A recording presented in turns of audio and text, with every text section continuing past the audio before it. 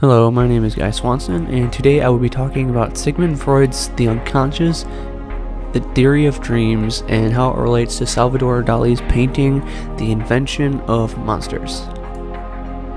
Freud was one of the most influential people of the 20th century, and not only influenced psychology, but even art as well. Freud believed that when we explain our own behavior to ourselves or others through conscious mental activity, we rarely give a true account of our motivation. This is not because we are deliberately lying.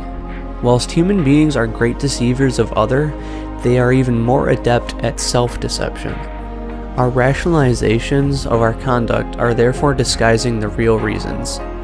Freud's life work was dominated by his attempts to find ways of penetrating this often subtle and elaborate camouflage that obscures the hidden structure and processes of personality. Freud was the founding father of psychoanalysis, a method for treating mental illnesses and a theory which explains human behavior. Psychoanalysis is often known as the talking cure. Freud would typically encourage his patients to talk freely on his famous couch regarding their symptoms and to describe exactly what was going on in their mind. Freud developed a topographical model of the mind, where he described the features of the mind's structure and function. Freud used the analogy of an iceberg to describe the three levels of the mind. On the surface is the consciousness, which consists of those thoughts that are in the focus of our attention right now, and this seems to be the tip of the iceberg. The preconscious consists of all that can be retrieved from memory. The third and most significant region is the unconscious. Here lie the processes that are the real cause of most behavior. Like an iceberg, the most important part of the mind is the part that you cannot see. Freud emphasized the importance of the unconscious mind, and a primary assumption of Freudian theory is that the unconscious mind governs behavior to a greater degree than people suspect. Freud considered dreams to be the royal road to the unconscious, as it is in dreams that the ego's defenses are lowered, so that some of the repressed material comes through to the awareness, albeit in distorted form. Dreams perform important functions for the unconscious mind and serve as valuable clues to how the unconscious mind operates. Freud distinguished between the clear content of a dream, which was what the dreamer remembers, and the latent content, which was the symbolic meaning of the dream, i.e. the underlying wish. The clear content is often based on the events from the previous day. The process where the underlying wish is translated into the clear content is called dream work. The purpose of dream work is to transform the forbidden wish into a non-threatening form, thus reducing anxiety and allowing us to continue sleeping. Dream work involves the process of condensation, displacement, and secondary elaboration.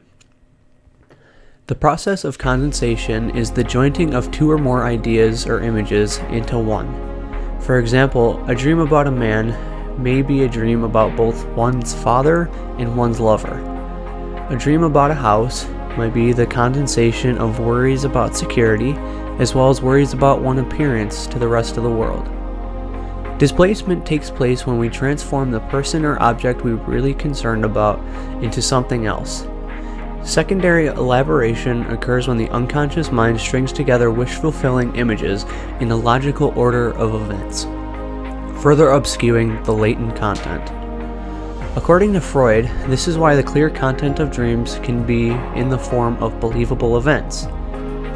Like Freud and his fellow surrealists, Dali considered dreams and imagination as central, rather than marginal, to human thought.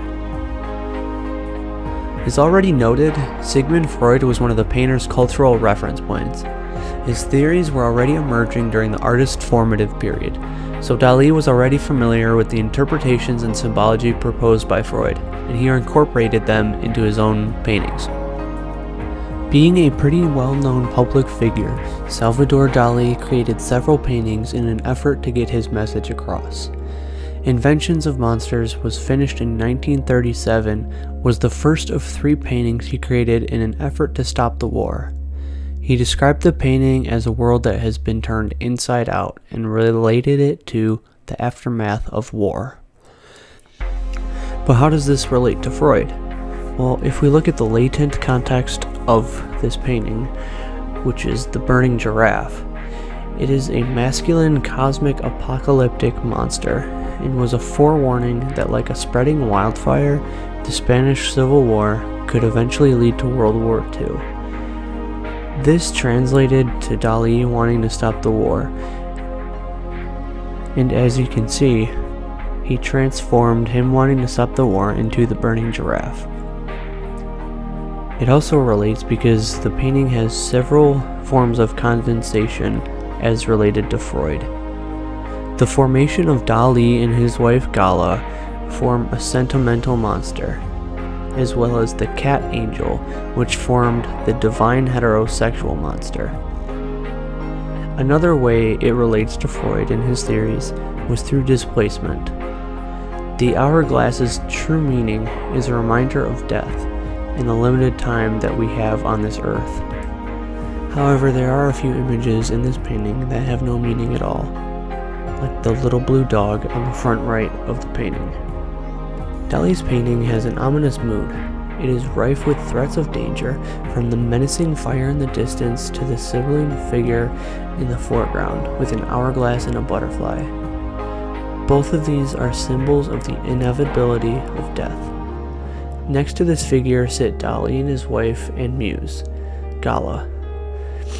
With his native Catalonia embroiled in the Spanish Civil War, the artist surely felt great anxiety over a world without a safe haven, a world that indeed had allowed for the invention of monsters.